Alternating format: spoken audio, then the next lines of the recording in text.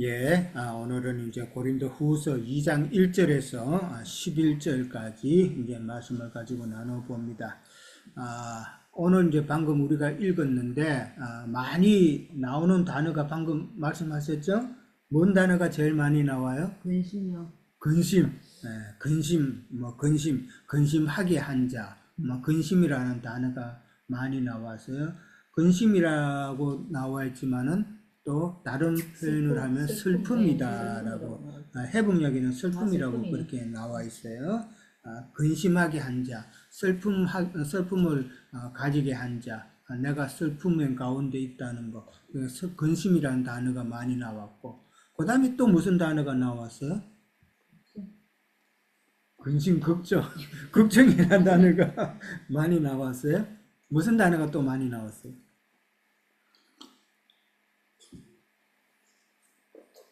뒤에 가면은 기쁨도 기쁨도 있네요. 있네. 기쁨도 많이. 기쁨도 또 있지만은 뒤에 가면은 5절부터는 이제 용서라는 말이 많이 또 나오죠. 용서. 그러면은 이 전체 문맥하고자 하는 말 내용이 어떤 거라든지 조금 감이 잡히나요? 근심, 그 다음에 용서. 용서. 기쁨이다. 지금 바울이 지금 말하고자 하는 의미를 한번 생각해 보셨어요? 사탄에 속지 말라는 거 같아. 그거는 결론적으로 하는 거고. 전체적인 흐름은 심하게 용서하라. 그렇죠. 근심하게 한 자를 용서하라는 말이에요. 네, 이해됐죠?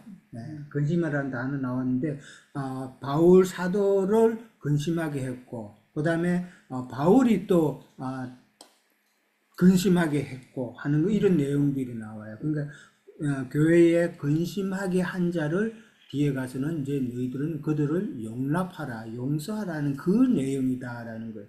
그 이제 흐름을 이제 먼저 이해를 하기를 바랍니다. 자, 1절에 가면은 내가 다시는 너희에게 근심 중에 나아가지 아니하기로 스스로 결심하였다라고 그렇게 이야기합니다. 자, 결심이라는 단어까지 나온 거 보면은 참 바울이 이런 말을 쓰는 데 있어서 상당히 고민했다라는 그런 의미도 있겠죠. 상당히 고민했다. 쉽게 하는 말이 아니다라는 것인데, 그러니까 근심중에 나아가지 않기로 했다. 그러니까 바울이 느끼는 그 근심, 바울이 느낀 그 슬픔은 왜 그래요? 바울이 왜 그런 근심을 느끼고 슬픔을 느꼈어요? 고린도 교회 사람들이 그렇죠. 바울을 사도로 인정하지 않고 바울을 적대시하고 했던 그런 모든 일들이 바울을 슬프게 한 것들이었죠. 그런 것을 우리가 먼저 하고 그러니까 바울이 고린도 교회 2차 방문했을 때에 참 지난번에도 우리가 나눴지만은 많은 심적인 어려움이 있었다라는 것을 이제 말씀드렸죠. 그러니까 상당히 마음고생을 많이 했다라는 것을 우리가 나눴는데 이제 그런 의미다라고 보면 되겠죠. 자, 그다음에 이제 2절에 가면은 내가 너희를 근심하게 한다면 내가 근심하게 한 자 밖에 나를 기쁘게 할 자가 누구냐라고 그렇게 말을 합니다. 내가 너희를 근심하게 한다면 내가 근심하게 한 자밖에 나를 기쁘게 할 자가 누구냐? 이 말 한참 읽었네요. 뭔 얘기야? 이해간다. 한참 읽어도 이해가 안 되면은 다행인데 나를 근심하게 한 자라는 건지 내가 그를 근심하게 한 건지 약간 준혜 형제님 이거 혹시 이해하셨어요? 한번 약간 좀 무슨 의미인지 한번 설명해 보시겠어요? 글쎄, 이거를 설명을 해야 되는 그 구절인지는 잘 모르겠는데, 말을 이렇게 쓰셨지만, 사실, 구조적으로 쉽게 표현을 하자면, 나의 목적이 누군가를 근심하게 하는 것이라면, 누군가가 근심을 해야만 나의 목적이 이루어진다라는 이제 그 의미잖아요. 그러니까 내가 너희들을 방문해서 너희들에게 뭔가를 얘기하고 하는 것이 그런 슬픔을 전달하고 근심을 전달하려고 하는 거라면 그렇게 해서 너희들이 근심에 빠져야만 나의 그 목적이 이루어지는 거니까 그게 뭐가 기쁜 일이냐라고 하는 것을 반어적으로 설명한 것 아닐까 저는 그렇게 받아들였습니다. 반응적으로 설명하고. 자, 그다음에 또 다른 분 혹시 저는 그래서 이렇게 말씀으로 보니까 고린도후서 7장부터 제가 조금 읽을게요. 그러니까 이제 근심하는 거에 대해서 이제 그 바울 형제님이 얘기를 했어요. 그러므로 내가 편지로 너희를 근심하게 한 것을 후회하였으나 지금 후회하지 아니하면 그 편지가 너희에게 잠시만 근심하게 할 줄 알미라. 내가 지금 기뻐함은 너희로 근심하게 한 까닭이 아니요 도리어 너희가 근심함으로 회개함에 이른 까닭이라. 너희가 하나님의 뜻대로 근심하게 된 것은 우리에게서 아무 해도 받지 않게 하려 함이라. 하나님의 뜻대로 하는 근심은 후회함이 없는 구원에 이르게 하는 회개를 이루는 것이요 세상 근심은 사막에 이르는 것이라.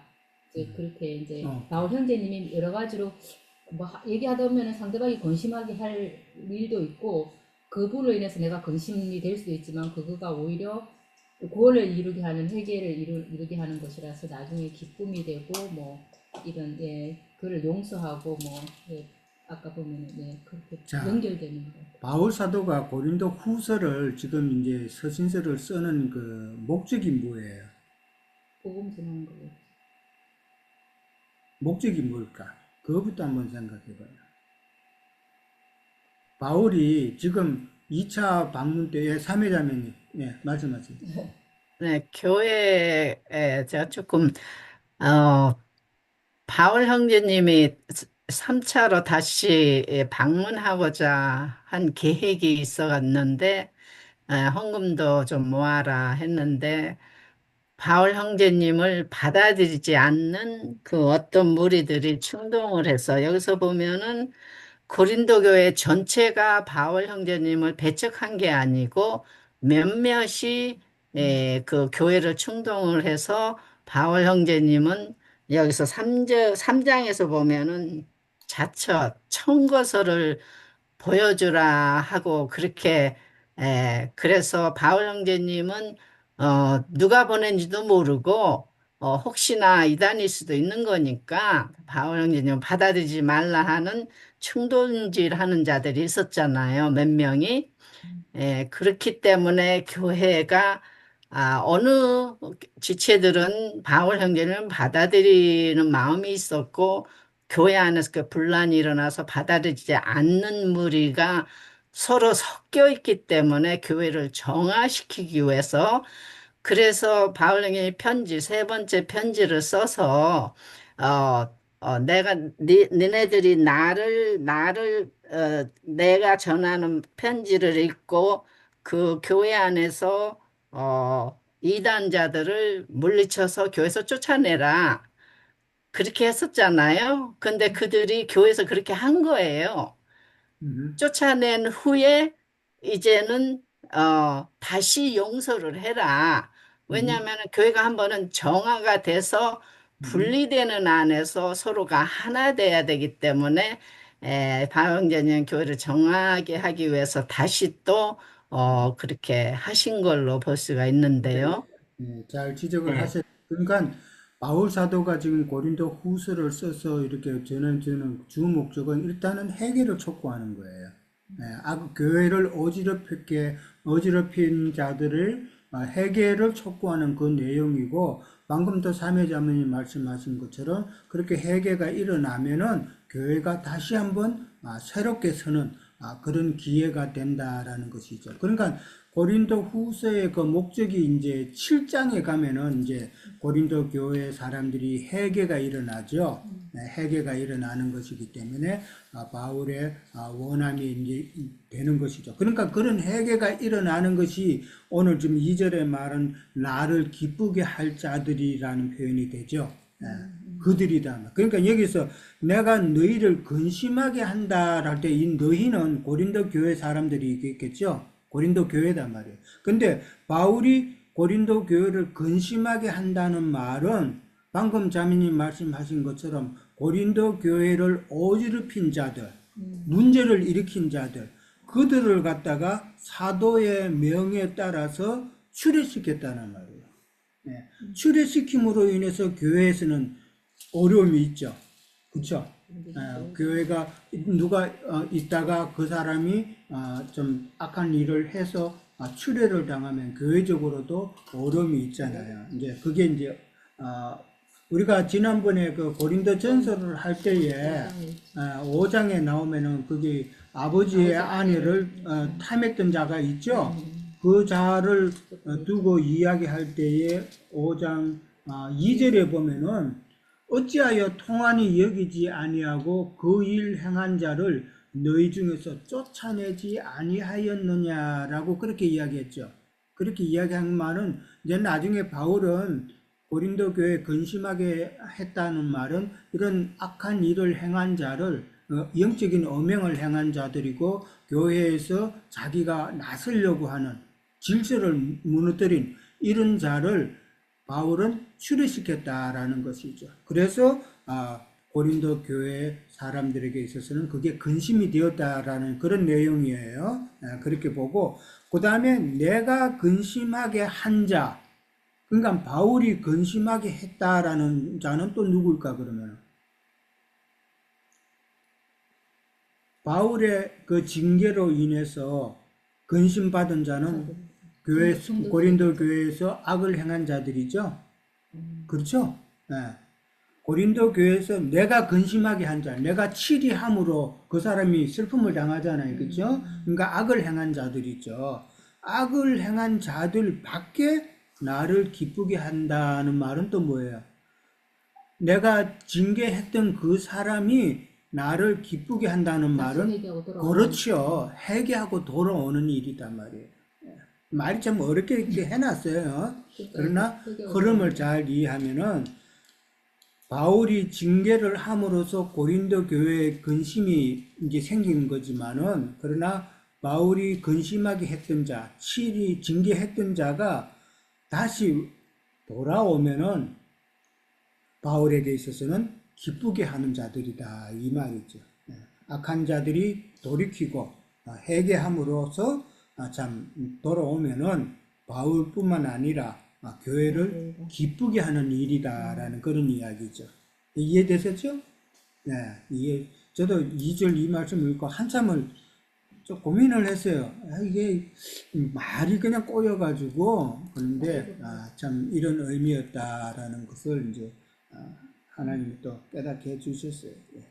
자, 3절에 갑니다. 내가 이같이 쓴 것은 내가 갈 때에 마땅히 나를 기쁘게 할 자로부터 도리어 근심을 얻을까 염려하며 또 너희 모두에 대한 나의 기쁨이 너희 모두의 기쁨인 줄 확신한다 라고 나와 있습니다. 마땅히 나를 기쁘게 할 자, 그러면 이제 누구예요? 회개하고 돌아온 자들이죠. 그들이 참 바울을 기쁘게 할 자다. 그런데 마땅히 나를 기쁘게 할 자로부터 도리어 근심을 얻을까 염려한다라고 그랬어요. 그럼 이건 또 무슨 말이에요? 회개하고 돌아와서 나에게 기쁨을 줘야 될 사람이 도리어 내가 근심을 얻을까, 그러니까 슬픔을 얻을까, 마음의 짐이 될까, 염려한다는 말은 무슨 뜻일까? 왜 염려를 해요?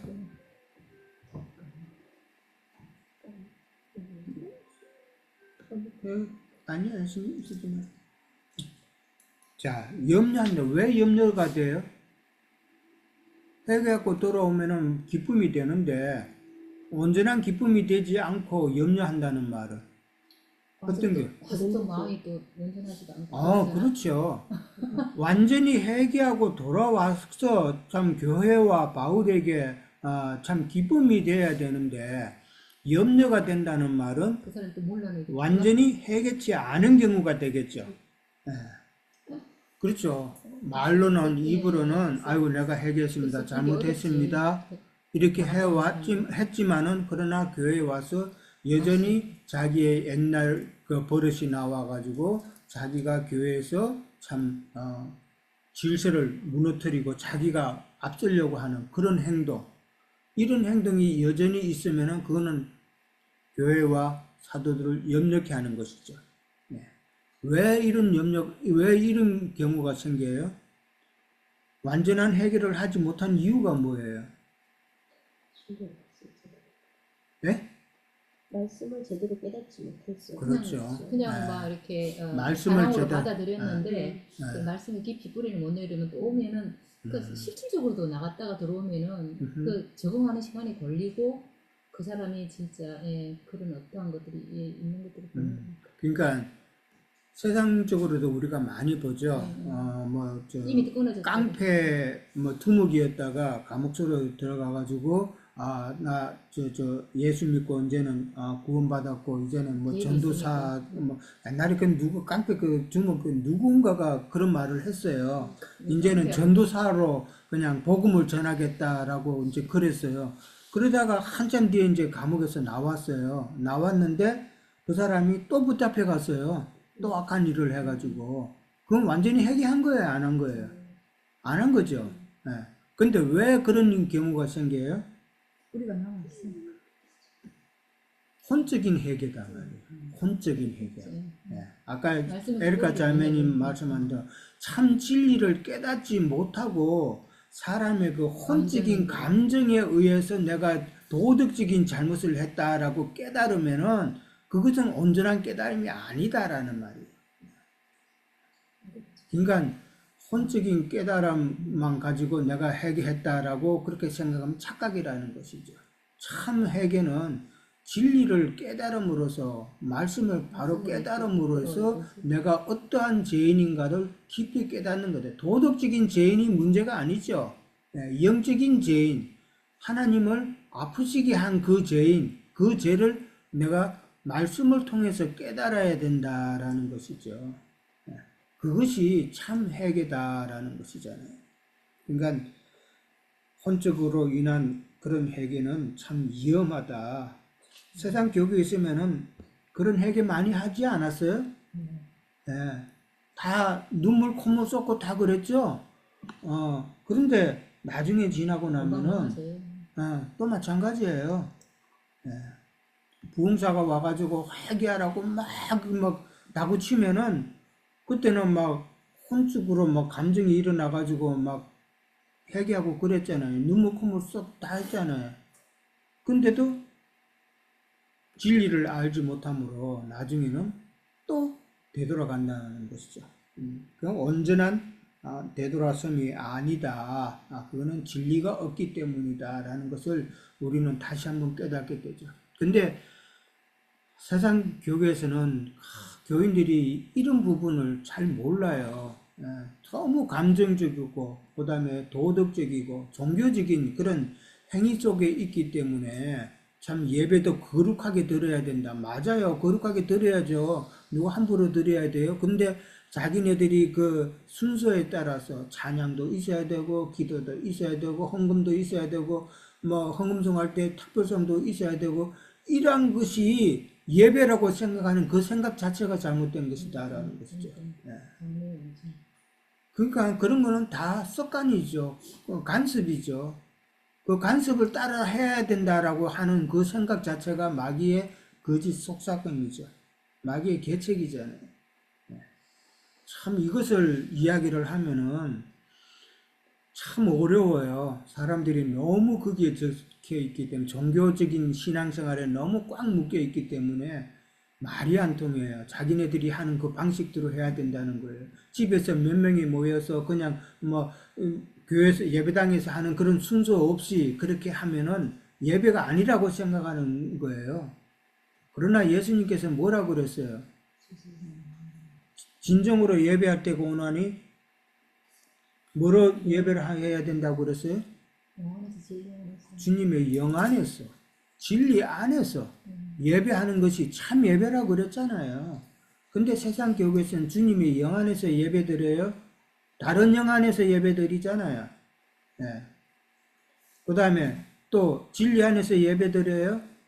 세상 신학이나 교리나 세상 다른 것에 다 시간 보내잖아요.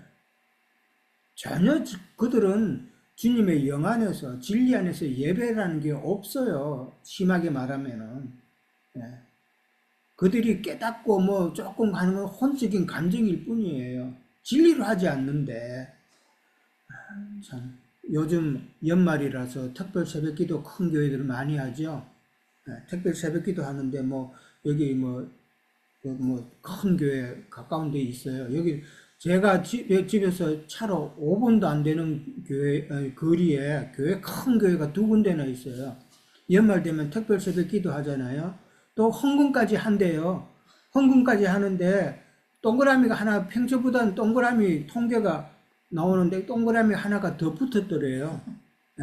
10만 단위 같으면은 특별 새벽 기도 때 헌금은 100만 단위가 돼버린다는 거예요. 이게 말이 되는 거예요? 엄마 가기 전에 정상에 되니까 예배당. 그런 것은 참 진리를 알지 못하기 때문에 그렇다. 말이 조금 엉뚱한 데로 갔는데, 염려한다라는 것은 참 진리로 회개하지 못할 경우에 교회나 사도들에게 있어서는 염려거리가 된다라는 것이죠. 너희 모두에 대한 나의 기쁨이 너희 모두의 기쁨이다라고 또 그렇게 이야기를 합니다. 그러니까 악한 자가 완전한 해결을 함으로써 되돌아섬으로 인해서 돌아오면은 바로 바울의 기쁨이고, 바울의 기쁨만이 아니죠. 그거는 온 교회가 기뻐할 일이다라는 것을 이야기하고 있는 거예요. 자, 4절 갑니다. 내가 마음에 큰 눌림과 걱정이 있어서 많은 눈물로 너희에게 썼노니 이는 너희로 근심하게 하려는 것이 아니요 오직 내가 너희를 향하여 넘치는 사랑이 있음을 너희로 알게 하려 함이다 라고 이야기를 합니다. 자, 큰 눌림과 걱정, 많은 눈물로 너희에게 편지를 썼다라고 그렇게 이야기를 합니다. 참 말 그대로 눈물로 쓴 편지죠. 또 유행가 가사처럼 눈물로 쓴 편지인데, 근데 그 서신 내용은 뭐예요? 이게 눈물로 쓴 편지의 그 내용은 무엇일까? 뭐를 말을 하는 걸까? 아까도 이야기했잖아요. 교회에서 악을 행했던 자들, 교회를 무너뜨리려고 했던 자들에게 추례시키라라는 그 사도의 명이겠죠. 그렇게 추례시키는 그 서신을 쓰는 것이 바울에게 있어서는 참 쉽지 않은 일이었다라는 것이죠.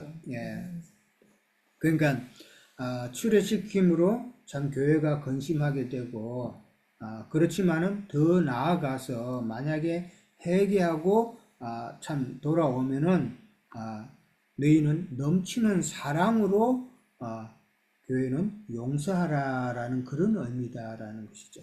오직 너희를 향하여 넘치는 사랑이 있음을 너희로 알게 하라는 말은 회개하고 돌아왔을 때 그 자들을 너희가 용납해서 사랑으로 함께 하라, 진리로 함께 하라 라는 그런 이야기가 되겠죠. 자, 5절에 갑니다. 근심하게 한 자가 있었을지라도 나를 근심하게 한 것이 아니요 어느 정도 너희 모두를 근심하게 한 것이니 어느 정도라 하면 내가 너무 지나치게 말하지 아니하려 함이라. 6절 이러한 사람은 많은 사람에게서 벌 받는 것이 마땅하도다 라고 그렇게 이야기합니다. 6절만 보면은 이러한 사람, 그러니까 교회를 어지럽게 한 자들은 많은 사람에게 벌 받는 것이 마땅하다라고 그렇게 보면은 벌 받아야 되는 것처럼 그렇게 표현이 되어 있죠. 그런데 이제 해복역에는 그들은 이미 충분한 벌을 받았다라고 그렇게 표현이 되어 있어요. 그러니까 이 말은 이미 그들은 충분한 벌이라고 표현되어 있는데 징계다 말이에요. 책망이다 말이에요. 교회가 벌 준다라는 말은 교회가 책망하는 그런 내용이죠. 책망을 이미 받을 만큼 받았다라는 그런 의미로 도리어 반대적인 그런 것으로 이해를 하면 돼요. 그러니까 지금 흐름을 이해를 해야 돼요. 자, 근심하게 한 자라고 했으니까 이거는 이야기했죠. 교회에서 악을 행한 자들이다라는 것이죠.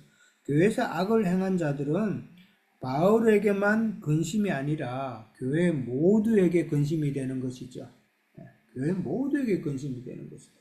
그러니까 뭐 우리 지체가 지체 중에 어디가 아프고 뭐 끊어져 나가고 이러면은 참 온 몸이 다 아픈 것처럼 우리 참 교회라는 것은 우리 지체 간의 연합인데 지체 하나가 훼손이 되면은 아픔이 있으면은 우리 온 교회가 같이 아파하고 같이 좋은 일 있으면 또 같이 기뻐하고 그런 것이다라는 것이죠. 그 다음에 이제 어느 정도 너희 모두를 근심하게 한 것이다라고 하면서 어느 정도라 하면 내가 너무 지나치게 말하지 아니하려 한다라는 이 말을 합니다. 이게 무슨 말이에요? 어느 정도 너희 모두를 근심하게 한 것이다. 어느 정도라는 표현. 왜 어느 정도라는 표현을 썼을까?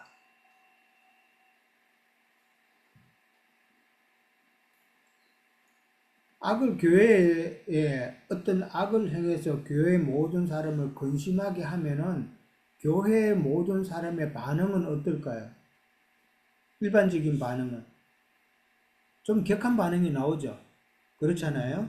어떻게 그 사람이 교회에 이룰 수가 있어 하면서 격한 반응이 나올 수가 있단 말이에요. 네. 분열되고 뭐 서로가 그렇죠.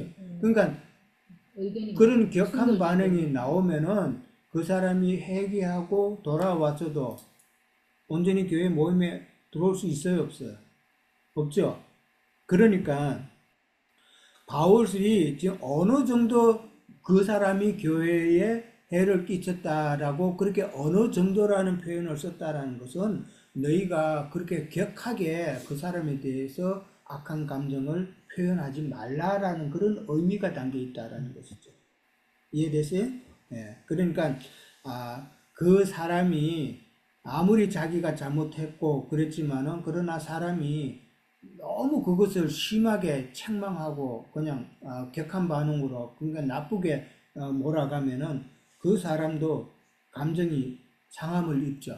감정이 상하잖아요. 이제 그렇게 되면은 그 사람은 돌아오기가 어려울 수도 있다라는 그런 의미를 지금 일단 그렇죠. 그러니까 바울은 지금 그 자기를 기쁘게 할 자를 상당히 그들의 마음까지도 보살피는 그런 내용이죠. 그대로 보살펴서 그들을 참 잃어버리지 않기 위해서 생각해서 지금 고린도 교회 사람들에게 이런 편지를 쓴다라는 것이죠.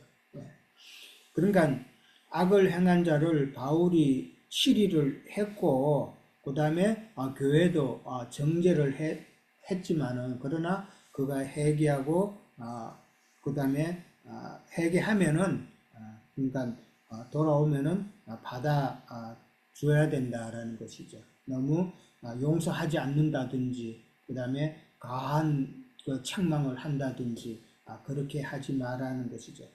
그렇게 해야 될 이유는 그들은 이미 충분한 책망을 받았다라는 것이죠. 엄한 징계는 도리어 엄한 징계는 회개했는데도 계속해서 그것을 완전히 용납해주지 못하면은 그 사람을 낙오시킬 수 있는 그런 경우가 될 수 있다라는 것을 지금 바울은 이야기하고 있는 것이죠. 자, 첫째 시간 여기까지만 하고 잠깐 쉬었다.